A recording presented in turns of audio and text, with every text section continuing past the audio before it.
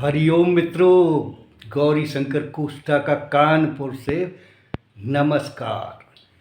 गीता के 6वें अध्याय में जो योग भ्रष्ट के बारे में डॉक्टर राजेंद्र कुमार मिश्र जी से कानपुर के चर्चा हो रही है।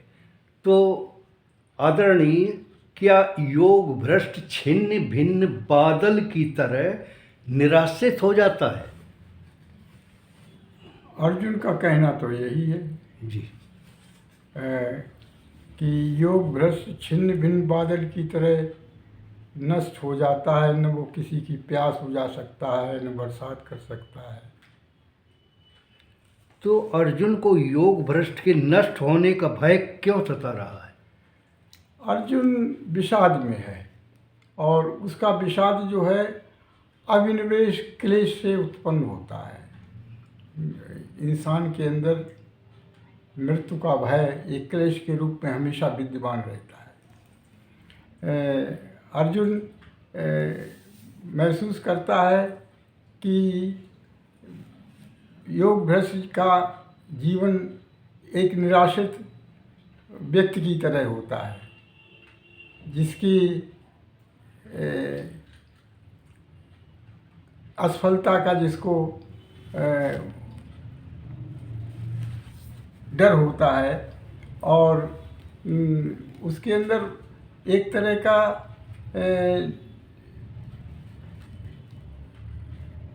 सब कुछ नष्ट हो जाने की भावना रहती है। जी, बहुत ही अच्छा। तो विदेह और प्रकृति लय की अवस्थाओं में अंतर क्या है?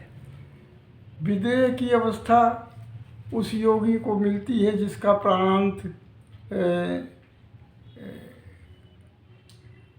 अहंकार के क्लेश में हो जाता है। अहंकार की संप्रज्ञात समाज की जो अहंकार या विदेह भूमि होती है उसमें होता है। और जो प्रकृति लय है वो अस्मिता आनंद अनुगत जो समाज होती है, जो स्थित होती है, अवस्था होती है, उसमें उसका प्राणी होता है। आनंदा अहंकार में विदेह की अहंकार रहित मनुष्य में विदेह की देह की भावना समाप्त हो जाती है और वो आनंद की अवस्था में रहता है। इसी तरह से अस्मिता अनुगत जो समाज है वो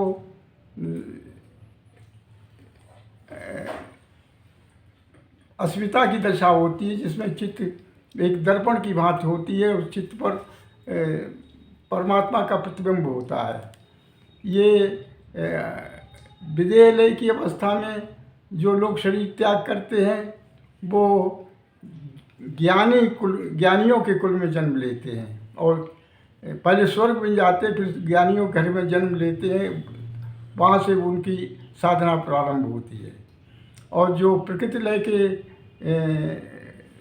अभ्यासी हैं, जो प्रकृति लय तक पहुंच चुके हैं, अस्मिता के स्थान तक पहुंच चुके हैं, तो उनमें आत्मा का दर्शन प्रतिबिंब के रूप में होता है।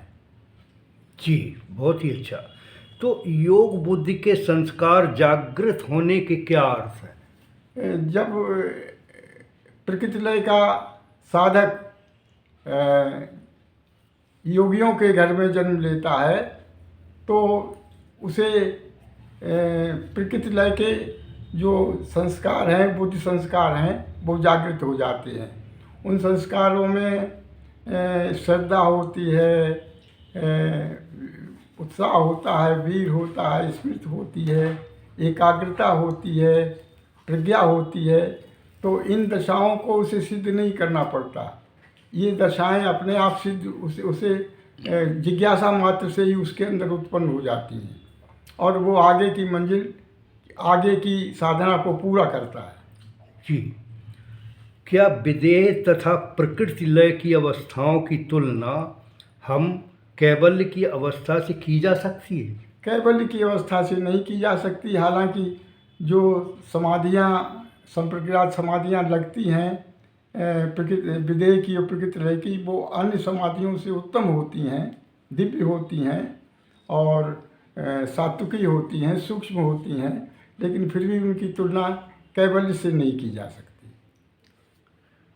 क्या प्रकृतिलय अवस्था प्राप्त योगी को शब्द ब्रह्म की योग्यता प्राप्त हो जाती है? हाँ, वो जो योग की बुद्धि संस्कार जब समाप्त हो जाते हैं तो वो प्रकृति लय का वो शब्द ब्रह्म उसका शब्द जागृत हो जाता है, और शब्द ब्रह्म जागृत हो जाने के बाद वो निष्पात अवस्था की तरफ अग्रसर होता है।